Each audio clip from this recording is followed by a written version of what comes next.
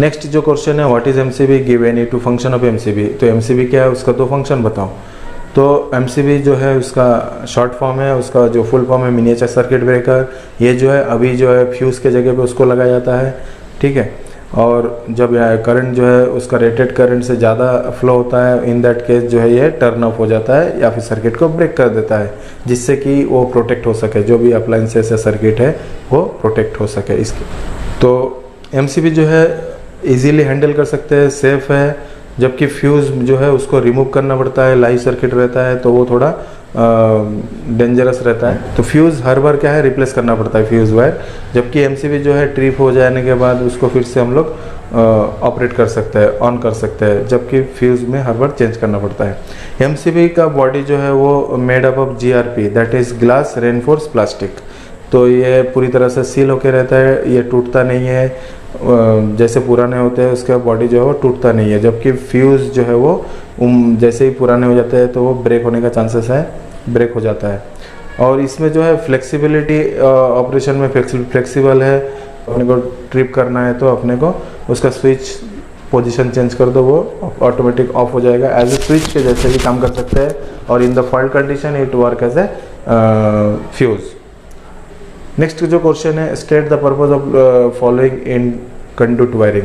तो ये जो कंडक्ट वायरिंग में जो एसेसरीज लगते हैं, elbow, conduct box, bushing, nipple, तो इसका पर्पस क्या है, इसका फंक्शन क्या है वो पूछा है। तो एल्बो जो है to move the direction of conduct path as per the wiring installation at the right angle. Elbow जो है कंडक्ट के पाथ को मोड़ने के लिए 90 डिग्री में अगर हम लोग मोड़ रहे हैं तो वो जो टर्निंग है वहाँ पे एल्बो लगाया जाता है। एल्बो का शेप जो है वो राइट एंगल के जैसा होता है। सेकंड जो है कंडक्ट बॉक्स का पर्पस क्या है। तो कंडक्ट बॉक्स जो है inspect incoming and outgoing terminal. तो कंडक्ट बॉक्स में इनकमिंग और आउटगोइंग रहता है, तो वो वहाँ पे इंस्पेक्ट कर सकते हैं कंडक्ट बॉक्स के थ्रू। फिर बुशिंग का क्या काम है। तो बुशिंग जो है वो केबल हो या वायर हो, उसके सरफेस को प्रोटेक्ट करने के लिए उसको यूज़ किया जाता है, जिससे कि अगर कंडक्ट के अंदर से, अगर मेटल कंडक्ट के अंदर से अगर वायर जा रहा है तो उसके कॉर्नर बहुत धारदार होता है, एजेस जो है बहुत ही शार्प होता है, जिससे वो इंसुलेशन जो है डैमेज हो सकता है, छिल सकता है। इसलिए उसको सेव करने के लिए बुशिंग लगाया जाता है, ठीक है, जिससे कि वो डैमेज ना हो, इसका इंसुलेशन प्रॉपर रहे। नेक्स्ट जो है पर्पज ऑफ निप्पल। तो दो कंडक्ट को आपस में जोड़ने के लिए एक छोटा सा टुकड़ा रहेगा, डिफरेंट साइज का हो सकता है या सेम साइज का कंडक्ट हो, तो दोनों कंडक्ट को आपस में जोड़ने के लिए ये निप्पल का यूज़ किया जाता है, ठीक है। नेक्स्ट जो क्वेश्चन है, state sequence follow to prepare appropriate estimation for residential installation. तो इसमें इस पेपर में हम लोग देख चुके हैं कि कमर्शियल इंस्टॉलेशन का भी सीक्वेंस पूछा गया है, फैक्ट्री इंस्टॉलेशन का भी सीक्वेंस पूछा गया है, और यहाँ पे जो है रेसिडेंशियल इंस्टॉलेशन का भी सीक्वेंस पूछा गया है। तो ये तीनों टाइप का जो सीक्वेंस है वो थोड़ा ध्यान में रखना है, ठीक है। तो फॉलोइंग ये जो सीक्वेंस है रेसिडेंशियल इंस्टॉलेशन के लिए, सेम कमर्शियल में जैसा वैसे ही है, इसमें भी अपने को टोटल लोड फाइंड आउट करना है। उसके बाद टोटल लोड में लाइटिंग लोड और पावर लोड को डिफरेंशिएट करना है। उसके बाद लाइटिंग सब सर्किट कैलकुलेट करना है। उसके बाद जो पावर का सब सर्किट है वो कैलकुलेट करना है, उसका फॉर्मूला हम लोग पिछले इसमें देखे हैं। उसके बाद जो टोटल पावर कंज्यूम कर रहा है लाइटिंग सब सर्किट और जो पावर का सब सर्किट, वो फाइंड आउट करना है। उसके बाद जो इनपुट करंट है, रेटेड करंट, वो लाइटिंग का और पावर का निकालना है। जैसे हमने कमर्शियल इंस्टॉलेशन में देखे, सेम वही सीक्वेंस यहाँ पे फॉलो किया जाता है। फिर ये पावर का फार्मूला है, इस पर से हम लोग input rated current find out कर लेंगे। उसमें वोल्टेज अगर गिवन देखे है तो अच्छी बात है, नहीं देखे है तो 230 वोल्ट कंसिडर करना है।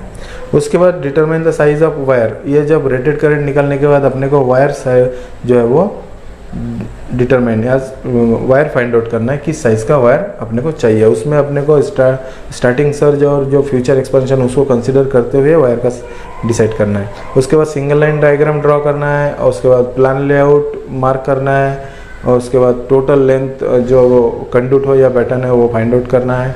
उसके बाद जो टोटल लेंथ ऑफ वायर्स का साइज़ और उसका जो टोटल लेंथ है वो फाइंड आउट करना है। और उसके बाद टोटल जो मटेरियल का लिस्ट तैयार करना है। उसके बाद उसका जो अमाउंट है वो डालना है, और उसमें प्रॉफिट मार्जिन और ये जो आकस्मिक खर्चे है वो सब कंसिडर करते हुए वो एक फाइनल एस्टिमेशन अपने को निकल जाएगा।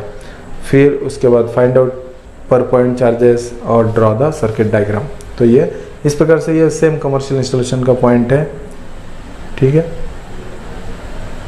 नेक्स्ट जो क्वेश्चन है, define bus bar and draw the level diagram showing its arrangement and explain it. तो बस बार का डेफिनेशन पूछा है और उसका अरेंजमेंट किस प्रकार से लगाया जाता है वो इसका एक्सप्लेन करो। तो बस बार जो है वो क्या है, एल्युमिनियम या फिर कॉपर का स्ट्रिप होता है। एल्युमिनियम का हो सकता है या फिर कॉपर का स्ट्रिप हो सकता है, जहाँ पे इनकमिंग और आउटगोइंग जो लाइन कनेक्ट होता है। एक मेटल का बॉक्स रहता है जिसके अंदर जो बस बार जो है वो माउंट होकर रहता है, प्रॉपर इंसुलेशन के थ्रू उसके अंदर माउंट होकर रहता है। वहाँ पे इनकमिंग केबल आता है और वहीं से आउटगोइंग जो तुम्हारा सर्किट है निकलता है। तो समटाइम स्टैंडर्ड एल्युमिनियम और कॉपर कंडक्टर आर यूज।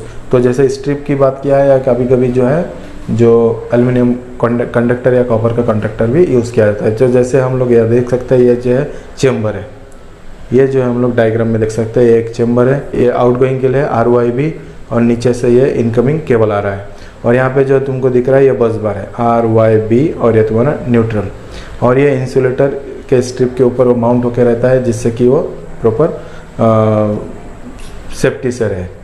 और ये अंदर में देख सकते हैं ये जो बस बार है, बस बार के साथ जो आउटगोइंग केबल है, इनकमिंग केबल का टर्मिनेशन कैसे होता है। तो बहुत फार्म अच्छे मजबूती के साथ वो कनेक्ट होकर रहता है नट बोल्ट वॉशर के थ्रू। तो ये देखते हैं इनकमिंग और यहाँ पे तुम्हारा निकल रहा है आउटगोइंग।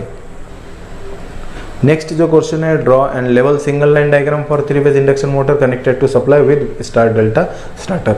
तो ये एक ही डायग्राम ध्यान में रखना है। तो सभी जो इंडक्शन मोटर है या फिर मोटर इंस्टॉलेशन है उसका जो सीक्वेंस ऑफ जो सिंगल लाइन डायग्राम बोल सकते हैं वो सेम रहेगा, ठीक है। Single line diagram of 3 phase induction motor, तो 3 फेज AC सप्लाई, उसके बाद एनर्जी मीटर, उसके बाद मेन स्विच, उसके बाद ICTP iron clad triple pole, ठीक है, स्विच, उसके बाद स्टार डेल्टा स्टार्टर, और ये तुम्हारा मोटर को 3 फेज इंडक्शन मोटर को सप्लाई गया है। तो ये सीक्वेंस है, ठीक है।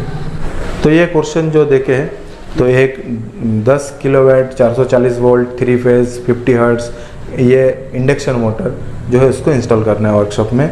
तो मेन जो बोर्ड है वो जो है 15 मीटर जो है दूर पे है मेन स्विच से।